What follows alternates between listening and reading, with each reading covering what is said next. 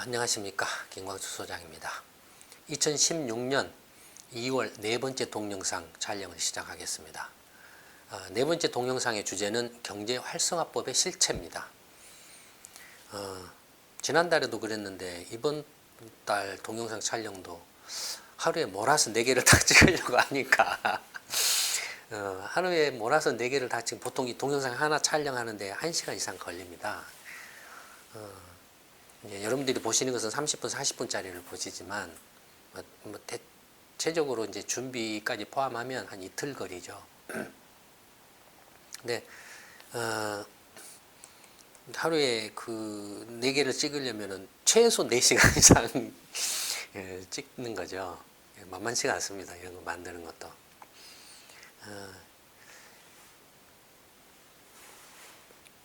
김광수 경제연구소나 되니까 이렇게 할 수 있는 거죠. 어느 누구도 이렇게 할 수가 없습니다. 첫째는 이런 그 주제 자체를 매달 이렇게 전문적인 주제를 잡아서 분석해 가지고 할 수 있는 능력을 가진 데가 없죠. 경제 활성화법의 실체 관련해서는 지금도 이제 이미 그 문제가 되고 있죠. 이슈가 되고 있죠. 이건 갑자기 작년 연말 이제 청와대가 박근혜 씨가 뭐 경제 활성화법을 통과를 안 시켜줘서 경제가 이제 위기에 빠지고 있다. 한국 경제가 위기에 빠지고 있다. 그 전까지만 해도 그 말하기 전까지만 해도 경제 운영 잘했다. 경제 좋다. 뭐 신용등급도 높아졌다. 뭐 이렇게 막 딱 자랑하다가 갑자기 그냥 경제가 위기다라고 선동을 시작을 했다. 이른바 청와대나 대통령이라고 하는 사람이 경제 위기를 선동한다는 것도 참 드문 일이에요. 좀 보기 힘든 일이에요. 근데 그 이제 주장한 건 뭐냐면은 국회가 이른바 그 자기들이 이렇게 해온 경제 활성화법 법안을 제대로 통과시켜주지 않아서 경제가 망가지고 있다는 거죠. 몇십만 개 일자리가 만들어졌을 건데 그게 못 만들어지고 있어서 청년 실업도 심각하다라는 거예요. 근데 웃기는 소리죠. 청년 실업 문제는 언제부터 떠들어댄 소리입니까? 이 사람들이 떠들어댄 걸로 치면은 이미 한국은 외국에서 그 노동자를 수입해 가지고 해도 모자랄 정도로 일자리가 넘쳐나 있겠죠. 어쨌든 그런 식으로 해서 이렇게 위기론을 조장을 했다 이거예요. 그래서 뭐 박근혜 씨가 뭐 잠을 못 잔다라는 건데 청와대 비서관들이 박근혜 씨 잠을 자는지 못 자는지 확인합니까? 어떻게 확인하죠? 물론 이거 박근혜 씨가 말한 것이 박근혜 씨가 자기가 잠 못 잔다고 말을 한 거겠죠. 근데 누가 압니까? 잠을 제대로 자고 있는지 못 자는지 쿨쿨 자고 있는지 안 자고 있는지를 누가 압니까? 그리고 경제 활성화법이 뭔지 박근혜 씨가 제대로 이해하고 있는지도 의심스러운데 어쨌든 뭐 이런 식으로 정치 공세를 이제 취했죠.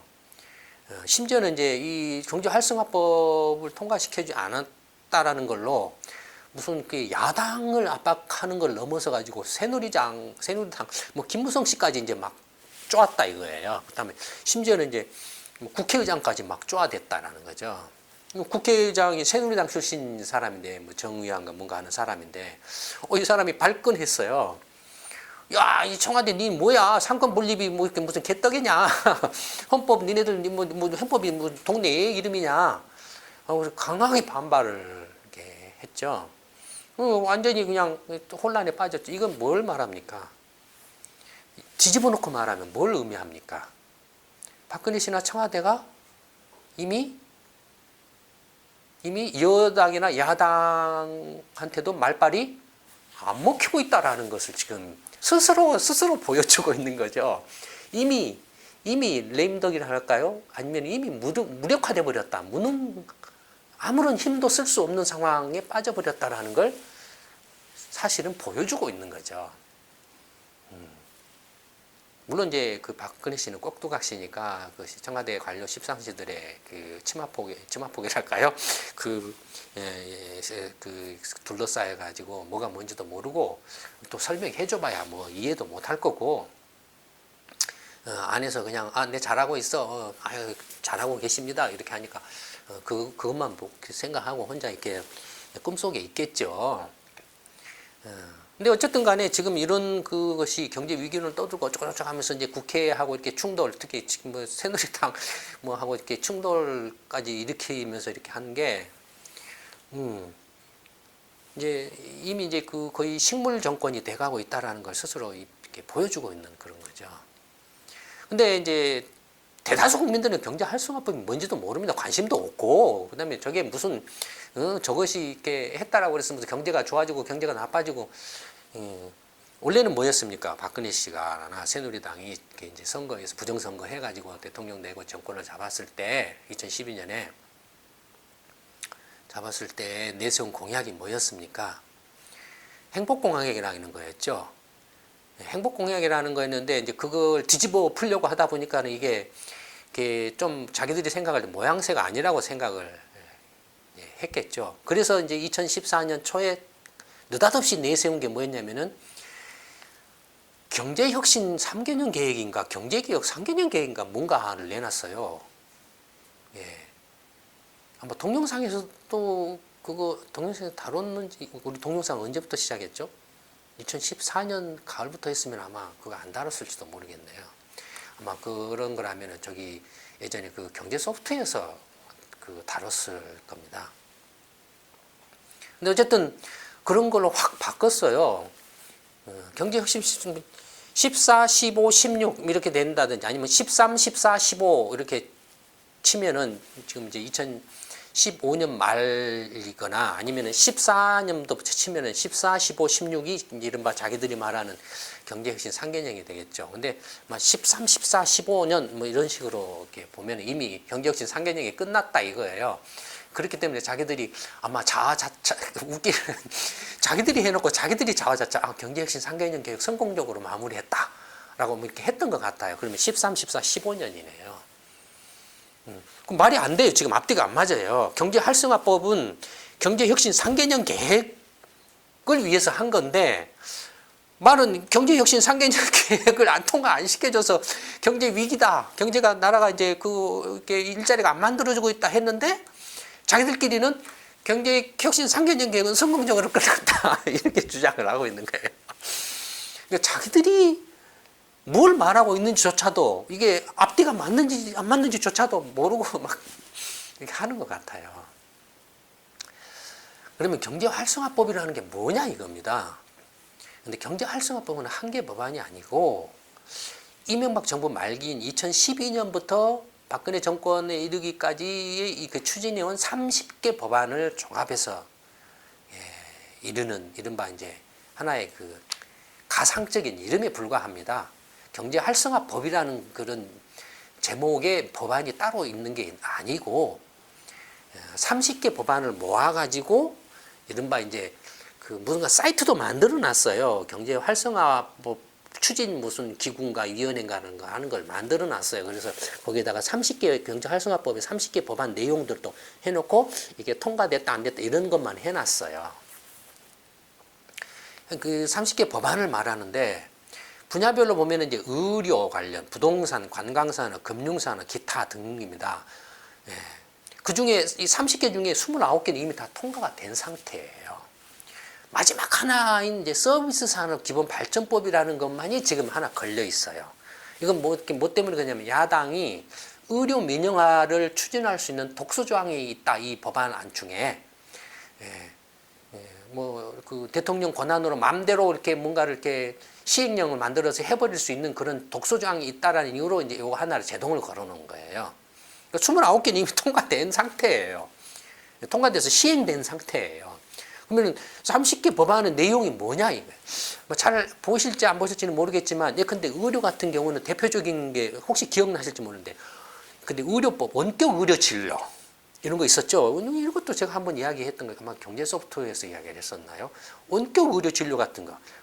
이게 상가 오지 벽지 도서 같은 데다가 노인들이나 나이 드신 분들이 뭐 이렇게 겨울에 이렇게 지금처럼 폭설이 온다든지 추울 때는 못 나오니까 또 거동이 불편하면 못 나오니까 거기다가 원격 의료 IT 설비 딱 해가지고 여기서 원격 진료를 하자.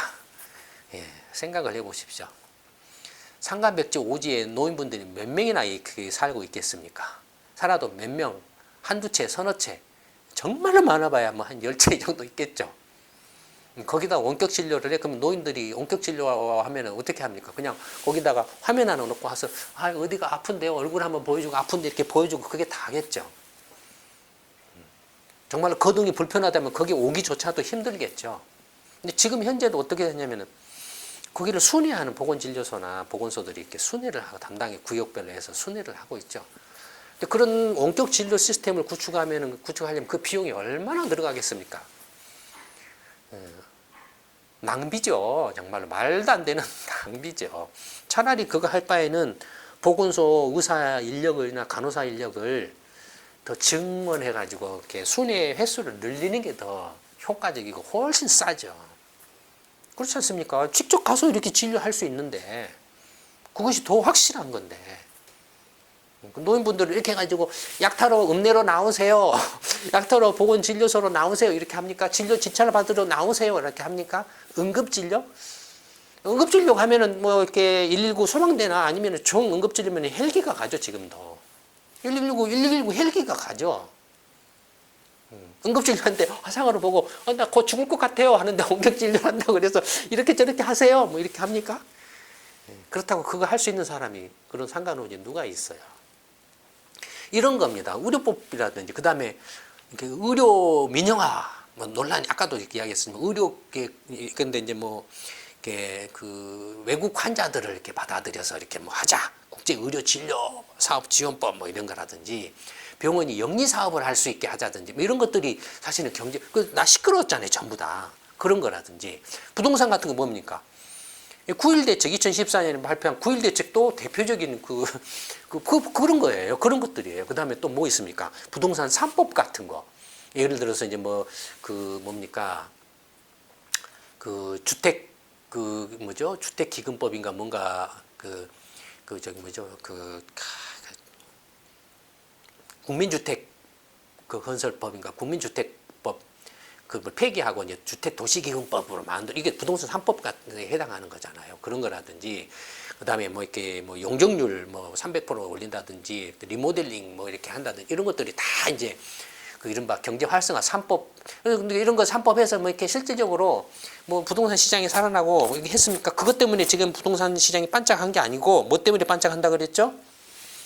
매매가가 떨어지고 전월세가가 올라가서 부딪혀서 그것 때문에 지금 반짝하고 있다고 그랬죠. 그렇지만 이건 이렇게 시간 문제라 그랬죠. 다시 둘 다 이렇게 가라앉는 것이 시간 문제라 그랬죠.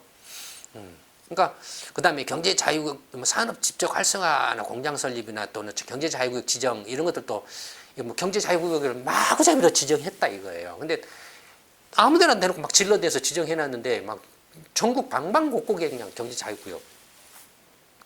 근데 심지어 가장 그 규모가 크고 가장 많은 투자를 한 인천 경제 자유구역 같은 경우도 저 지경인데 다른 데라고 될 리가 있겠습니까? 그래서 그런 것들을 다 이제 뭐 취소 한 해 만에 뭐 이런 것들이에요. 그 다음에 관광 하면은 크루즈 산업 육성 이게 뭐였죠? 그 경인 아라뱃길 인천 뭐 이런 거 요트장 개설 이런 겁니다, 여러분. 이게 경제 활성화법. 마리나 항만 조성. 그다음에 그 크루즈 산업 하면 이제 예를 들어서 크루즈선에서 이제 도박 카지노 할 수 있게 한다. 그러니까 그래서 도박 뭐 육성 산업이 무슨 경제 활성화냐 뭐 이런 식으로 뭐 이야기도 나오고 했잖아요. 그런 거. 그래서 그런 거 이런 게 해가지고 뭐 마리나 항만 조선 뭐 이런 거 저쪽 해가지고 뭐죠? 뭐 저기 영종도 뭐 저거 막 무슨 이상한 막 무슨 어마어마한 떡볶이 누구죠? 그 이전에 저 인천시장 누군가가 이렇게 막 무슨 한국의 이렇게 GDP보다도 더 큰 뭔가를 개발하는 아랍 그 산유국의 뭐 국부 펀드인가 뭐 무슨 펀드 투자를 받아가지고 저거 하네 막 생쇼 난리 부르스 치다가 지금은 소리 온데간데도 없이 지금 이렇게 돼 있죠. 그런 거라든 그다음에 금융 같으면은 이렇게 그 크라우드 펀딩이라든지 무슨 자본시장 어쩌고 해가지고 뭡니까 뭐 이렇게 투자 펀드들도 쉽게 만들 수 있게 한다 뭐 이런 거라든지 그다음에 이번 동영상 첫 번째 2월달 첫 번째 동영상에서 2014년 소득세제 개편 소득 그 공제를 세공제로 전하는 소득세법 그 소득세법 개정안도 이른바 경제활성화법에 들어가 있는 거예요. 그런 거라든지. 그러니까 이런 것들이 이제 막 이렇게 경제 활성화법. 여러분들 보시기에 이런 것이 그 일자리를 수십만 개 만들고 경제 어떤 그 성장 잠재력이나 경쟁력을 강화시킬 수 있는 그런 내용이 담겨 있다라고 보십니까? 이런 게 웃기는 소리죠. 근데 이런 거 때문에 통과 안 시켜줘서 이거 다 통과됐어요, 전부 다. 지금 여기 있는 거 다 통과됐어요. 통과 안 된 건 이제 이것만이에요. 서비스 산업 발전 기본법 30개 중에 아까 말씀드린 것도 의료 민영화 독소조항이 있다. 그거 말고 또 최근으로 기업활력 제고 특별법, 테러 방지법, 북한 인권법, 노동개혁 5개 법안 이걸 또 이렇게 내놨다 이거예요. 다시 그 기업활력 제고법 뭡니까? 대기업 구조조정 지원하는 원샷 뭐 이렇게 한 방에 그냥 와에 몰아주자 뭐 이렇게 이런 거죠. 이거에 대해서는 뭡니까? 대기업 특혜 혜택이다라고 해서 야당이 반대해서 지금 이제 왜냐하면 그 좀비 기업 같은 거 이미 안 되는 것들을 돈 벌면은 지 돈이고 손해나고 적자나고 파산할 것 같으면 이제 국민을 세금으로 때려 메우고 한다 이거예요. 그게 기업활력 제고 특별법. 그다음에 테러 방지법. 아이고 이건 뭡니까? 이것도 시끄러웠죠. 국정원이 이제 최고 테러 방지법이 이제 최고 탑이어가지고. 모든 걸 이렇게 민간 사찰도 하고 조사도 할 수 있다. 인권 침해 우려가 있다. 국정원이 다시 정치에 개입할 우려가 있다. 해서 야당이 반대를 하는 거죠. 그다음에 북한 인권법은 옛날부터 이렇게 그 노무현 정부 때부터 이렇게 부시 정부 압력을 받아가지고 이렇게 했는데 이것이 이제 악용돼가지고 지금 대북 삐라살포를 조장하고 이렇게 부추기는 그런 걸로 지금 악용이 되고 있죠. 북한 인권법 이런 것들이. 그러니까 이런 것들이라든지 아니 지금 굳이 자극을 할 필요가 뭐가 있습니까? 어차피 지금 아까 이란 그 2월 동영상 세 번째 이란 경제 제재에서 본 것처럼 이미 북한은 경제 제재가 돼 있는 상태이기 때문에 물론 이제 중국과의 어떤 교류가 아직은 남아 있지만 어쨌든 간에 경제 제재가 이루어져 있는 상태이고 거기에서 북한이 특별히 뭐 할 수 있는 그런 것은 없습니다. 사실 북한이 뭐 미사일 쏘네 어쩌고 하는 데가 벌써 지금 10년이 넘었죠. 그리고 핵무기를 가지고 있는 걸로 이미 그렇게 보고 있잖아요. 인정을 하고 있잖아요. 그러니까 지금 어떻게 북한 문제에 대해서 이렇게 할 수 있는 그런 강압적이나 뭐 이런 다른 어떤 압박이나 이런 거, 그러니까 뭐랄까, 이렇게 물리적인 힘으로 해서 이렇게 해결할 수 있는 그런 문제가 아닙니다. 육자회담에서 특히 중국과의 관계를 잘 해가지고 어떻게 해서든지 중국과 북한 간의 경제 어떤 부분만을 차단을 하면은 북한은 스스로 이란처럼 협상 테이블에 나오지 않을 수 없게 될 겁니다. 그러니까 그런 것들을 현명하게 잘 이렇게 해서 북한과 또 아니면은 남북 간에 자체적으로 이렇게 어떤 경제 교류 협력과 개성공단이라든지 관광사업이라든지 기타 등등 여러 가지 것들을 좀 더 투명하게 다음에 효과적으로 이렇게 할 수 있는 방안들을 모색하는 게 더 현명하죠. 근데 이미 지금 그런 점에 있어서는 주도권을 완전히 그냥 상실을 해버렸죠.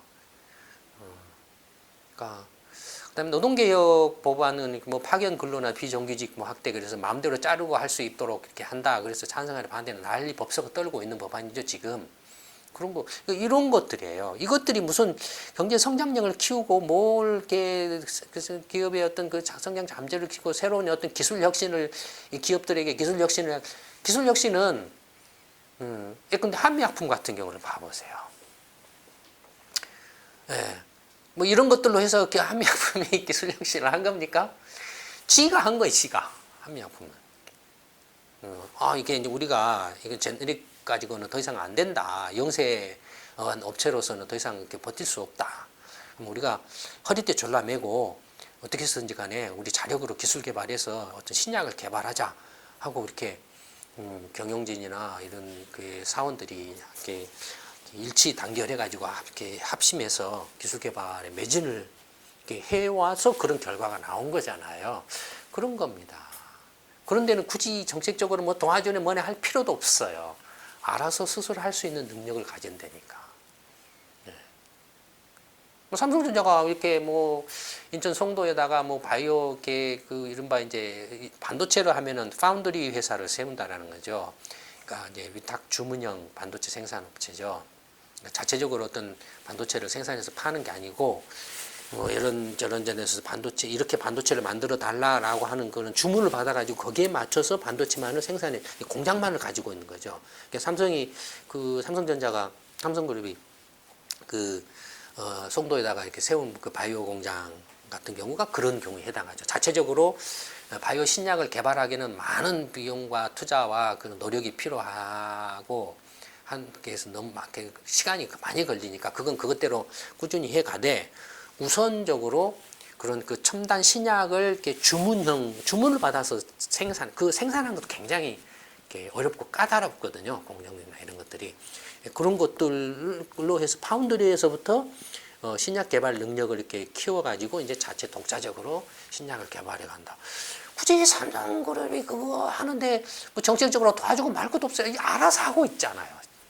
알아서 하고 있는 거예요. 그러니까 생쇼를 하고 있는 것에 불과하죠. 뭐 때문에 생쇼를 하겠습니까? 오로지 자기 정치 권력, 수단과 방법을 가리지 않고 유지하기 위해서 의미 없는 이런 것들을 생쇼를 하고 있는 거예요. 이런 것 의미 없는 걸 만들면 이런 것들이 불필요한 규제나 이제 이른바 이렇게 정부 관료들이나 이른바 공적 부분이 이제 그 비대화되는 거죠. 오히려 이런 것들이 걸림돌이 되는 거죠. 그다음에 일자리 문제의 핵심은 정리해고를 쉽게 하느냐 안 하느냐, 정규직으로 보장을 해야 되느냐, 비정규직이냐, 파견 근로직을 어떻게 하느냐가 문제의 핵심이 아닙니다.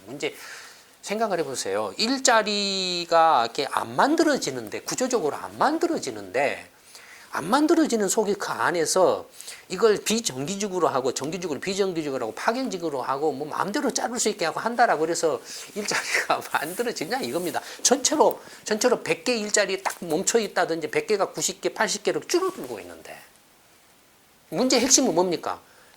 일자리 100개를 150개, 200개로 늘리는 게 문제의 핵심 포인트죠.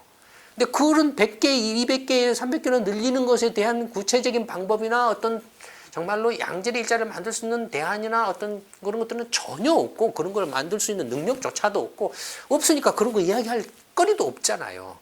한 이야기는 것은 기존에 있는 일자리 중에서 그걸 열화시키는 거, 악화시키는 그런 것만을 하려고 하는 거예요.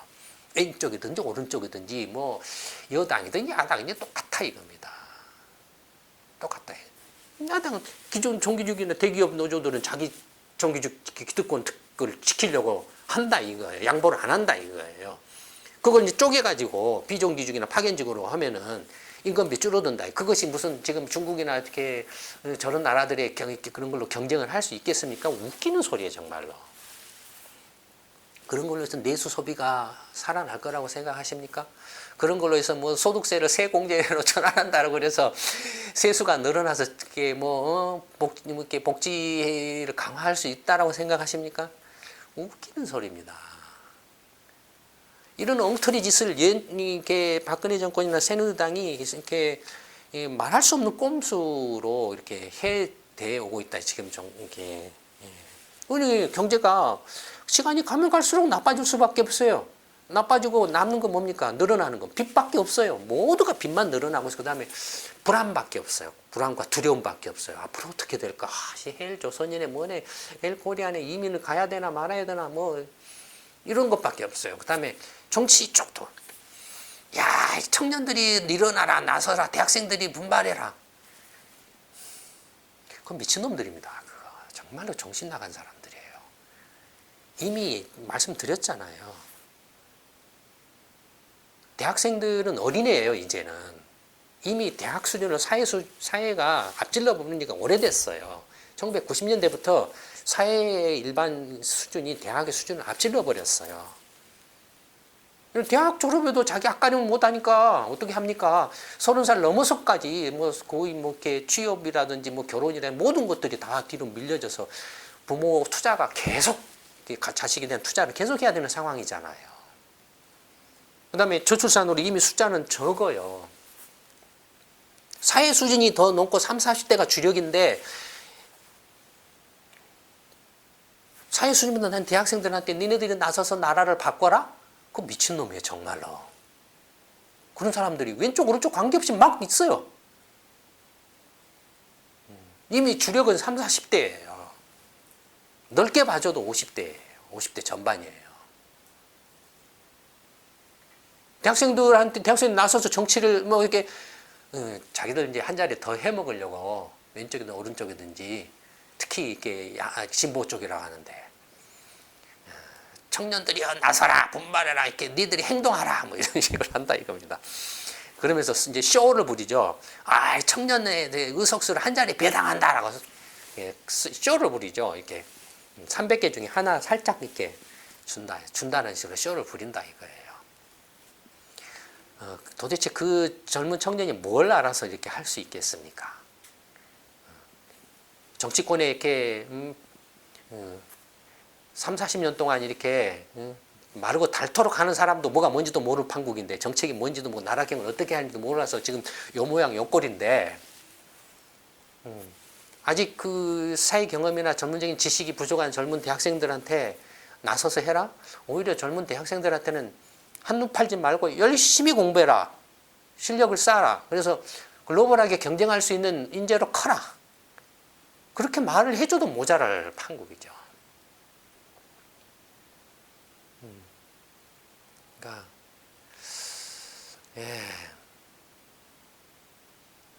거의 지금 이제 나라가 거의 미쳐 돌아가는 지경까지 와 있죠. 이런 정도까지 와 있으면 그 다음 단계는 어떻게 될까요? 일대 이제 파국이든지 대격변이 일어날 가능성이 높겠죠. 임박해 있습니다, 여러분. 문제는 계속 제가 되풀이해서 말씀드리지만 그런 대격변, 대파국이 일어났을 때 그걸 수습할 수 있는 준비를 누군가가 하고 있어야 된다 이겁니다. 누군가가 수습을 하고 있어야만 나라를 살릴 수 있다. 400년 전에 이순신 장군이 그런 준비를 하고 있었던 것처럼 누군가가 하고 있어야 된다는 겁니다. 네, 이순신 프로젝트를 계속 제가 우리 20, 30, 40대 자식 세대 여러분들한테 강조하고 있는 이유가 바로 거기에 있습니다. 정책 아카데미 일기생 모집을 지금 해서 거의 마감 상태에 있는데 나름대로 전문적인 능력, 전문 직종에 종사하고 계시는 전문 집단 또는 경제적으로 형편이 되시는 분들 적극적으로 정책 아카데미에 참여하시기 바랍니다. 그냥 내가 돈 좀 벌어가지고 이제 더 이상 할 것도 없고 재미없고 하니까 여유는 있고 뭐 나 한 자리 해먹고 다 족보에 뭐 좀 올릴 수 있는 거 해보겠다. 나라 말아먹습니다. 이미 그것 때문에 나라가 엉망진창이 되어 있지 않습니까? 그런 짓을 왜 또 되풀이하려고 합니까? 재주가 있고 능력이 있으니까 조금만 더 거기에서 노력해서 정책 훈련을 받으면 얼마든지 훌륭한 정치인이 될 수 있습니다. 어리석은 선택보다 좀 더 현명한 선택을 해서 정책 아카데미에 적극 참여해서 그래서 정책 훈련을 받고 거기에서 새로이 정말로 이렇게 잘못된 나라를 근본적으로 이렇게 개혁해서 정말 모두가 더불어 살 수 있는 그런 나라로 만들어 갈 수 있는 것이 유일한 이렇게 해결책이죠. 그러니까 20, 30, 40대 가운데서 전문 직종에 종사하시거나 하시고 그다음에 좀 나름대로 내가 정치 활동을 하더라도 먹고 사는데 크게 타격을 받거나 영향을 받지 않는다라고 생각하시는 분들 적극적으로 정책 아카데미에 참여해 보시기 바랍니다. 2월 네 번째 동영상 촬영은 이걸로 마치도록 하겠습니다. 감사합니다.